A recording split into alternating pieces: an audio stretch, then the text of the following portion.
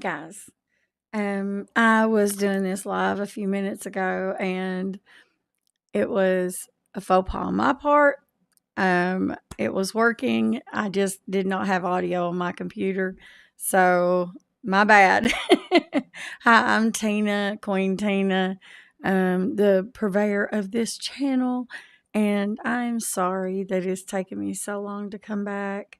Um, we've had some really sad things happen this last year, and you know, um, it's taken a toll on the family and me personally, and I am doing the work that I need to do to get myself back to where I need to be. So, recently I've been diagnosed as bipolar. At 54 years old, I've officially been diagnosed. Now, that was part of my team diagnosed me that way. I've only started seeing the therapist. I saw him yesterday. He's not given me a formal diagnosis of anything yet. So I'm really waiting to see what he comes up with. So we'll see what he has to say. But I wanted to apologize to you all because my dad passed away last year, and I just kind of went off. Um, I suffer from PTSD, and I didn't have to. I did CPR on my dad when we came in and found him, and he had been down for 4 minutes. I was only gone 4 minutes.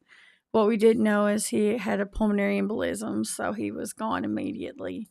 There was no bringing him back. He he just went off, just went right out, and he didn't suffer. And I think that's the thing that we suffered with, not knowing what happened. And we went and got his records, and Mom and I went and got his records, and we figured out what happened. But I just wanted to touch base with everybody and, let you know that I haven't forgot about my YouTube channel. I had planned on coming back at the beginning of the year and talking about some things, and I'm going to discuss something today that I think is quite important, and it is the young woman in Tennessee. Let me bring her name up here. Hold on just a moment. Um,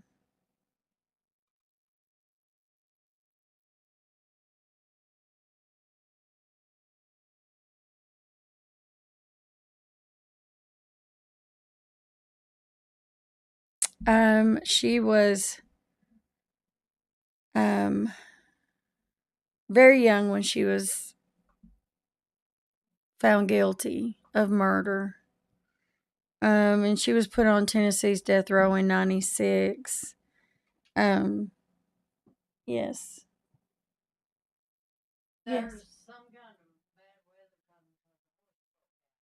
No, the horse broke out. She never does. You mean Beauty broke out? Guys, our family's horse broke out. Sorry that I didn't know what horse they were. I thought Mom was just saying a horse broke out, but our family horse broke out. The weather's going to be crazy. I hope y'all are buckled down and prepared for the weather because she never gets out. That horse never gets out of her pen, ever. But I want to talk about Krista Pike and what really concerns me about this woman. She was young when they found her guilty of killing this young lady. But what I think people forget is, and if you're a Christian like I am, you have to remember God said an eye for an eye And we also have to live by the laws of the land. And in the state of Tennessee, if you commit a crime like she did, there is a chance that you can be put to death for what you do to another human. And what Krista Pike did was soulless. She took another girl's life simply because she thought that she was flirting with her boyfriend. That's it. She thought that she was flirting with her man, so she decided she was going to take that girl's life. And to me, that is no reason to take someone's life.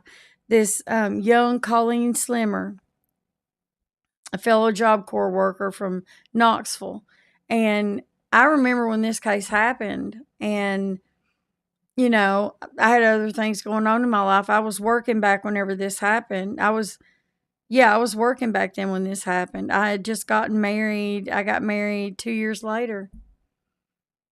So I was working when Krista did this.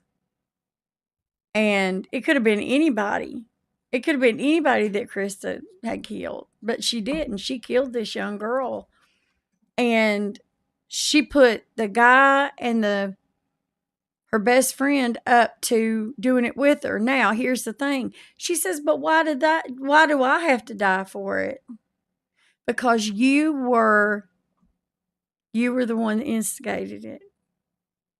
You were the one that instigated the fight. You were the one that instigated the fight with the girl. You were the one that had them join you with this merry band of people.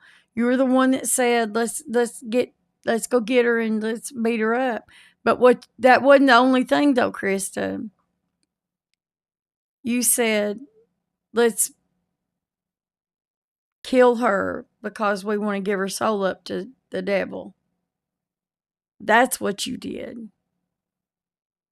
You were doing black magic, you were doing satanic things, and you wanted to give a sacrifice to make your relationship with this guy that you were with stronger. Or that's what they say. That's what they said in court. That's why you got the death penalty and they did not. They just got life in prison. So it doesn't matter if you think that your health issues are going to cause you to suffer. I'm so sorry, but did you think of Colleen's? Did you even stop to think of Colleen's life before you took hers? Did you take her medical conditions into play before you took her life? See, that's the thing that bothers me, is that murderers don't stop to think before they act. And then they want to cry, oh, don't hurt me. You can't hurt me now because, oh, that's cruel and unusual punishment. No, it's not. No, it's not, because you took somebody's life. You did exactly what the state plans to do to you. Except the state is going to do it in a formal manner, in a reasonable manner, and in a controlled manner. And they're going to tell you exactly how they're going to do it, Krista. They're not going to leave it to chance. And lucky for you, they're not going to do it by the electric chair like they said they were going to whenever they first said they were going to put you to death. Now they have lethal injection. So, I mean, really, they could just decide not to do the lethal injection and give you the electric chair. Which, listen, honestly, I'm all for it if that's the punishment that they want to give, because you took a girl's life that had everything looking up in her life for her. She was doing the best for her that she could do, and you took her life simply because you were jealous. For what? just because you didn't like the way she looked at your boyfriend. How stupid is that? So, no, Krista, you don't get a reprieve. And if our governor gives you a reprieve, you better stop and wait and see what kind of letter he gets from me and what kind of phone call he gets from me. Because you don't deserve a reprieve. You don't deserve to get your a stay of execution, because you've had longer on death row than you should have.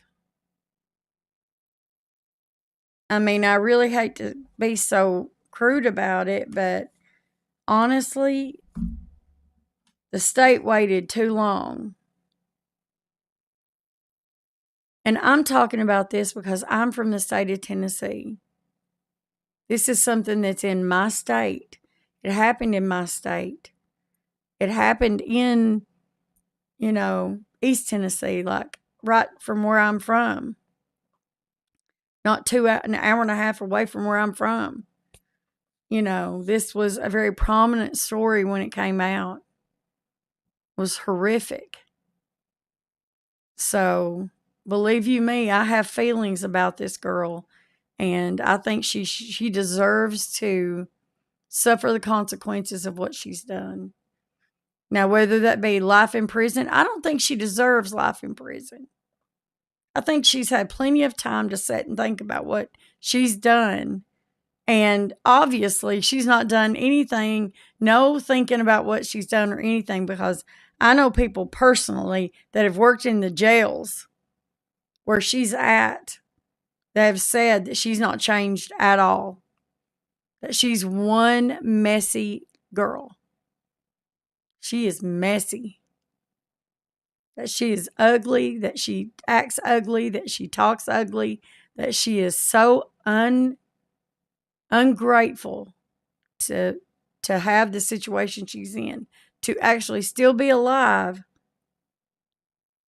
That she's just acted so holier than thou. That's what I've read, and these are people that I went to high school with that I know personally. So all I know is that I think it's a sad thing that she's going to be put to death, but God says we live by the law of the land. We are to abide by the law of the land. And if the law of the land says, Tina, here, if you commit this crime, you're going to be put to death. You can be put to death. Do not commit this crime. And I commit that crime, then I know that my peers can put me to death. Well, then I shouldn't do it, right? I mean, obviously. She didn't care. She thought as a child she was right at the cusp of being an adult. And that's why she thought she'd get away with it. But they went ahead and charged her as an adult. So I just hope that we think about her long and hard, and we try to keep our children taught that no matter what we do and say, there are consequences to everything. And these little, you notice I didn't say, I didn't use the term,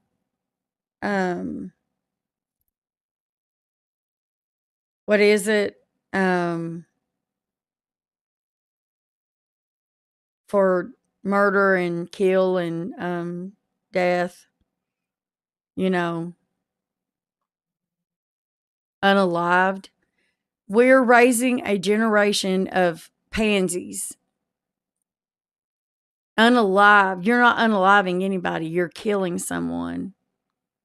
So stop it. Stop it, YouTube. Stop it. I don't care what the advertisers say. You can run an advertisement against my YouTube channel any day of the week as long as I follow the guidelines. But murder is murder and death is death, and we cannot get away from it. There are two things we have to do in this day and time. Death and taxes are two things we have to pay. So I love you guys. I hope you guys have had a great day. I will be coming back because I have an announcement later on. Pretty exciting announcement. It is for me anyway. And I hope you guys have a great rest of the day. Remember to share this love I share with you with someone else and smile at somebody. You never know if it's going to change someone's entire day. I love you guys, and I will see you guys later. Bye, guys.